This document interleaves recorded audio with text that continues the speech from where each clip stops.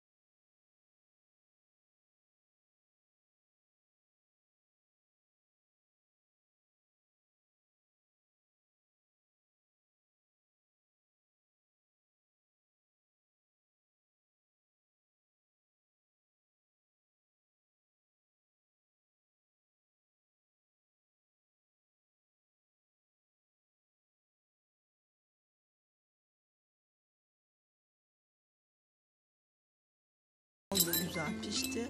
Ben minnacık bir tuz kullandım. Kullanmak zorunda değilsiniz ama 1 yaş üzerine kullanılabiliyor. Çok az bir tuz ekledim. Ve 1 tatlı kaşığı kadar zeytinyağı da kullandım. İsterseniz yerine tereyağı da koyabilirsiniz. Tercih yine sizin.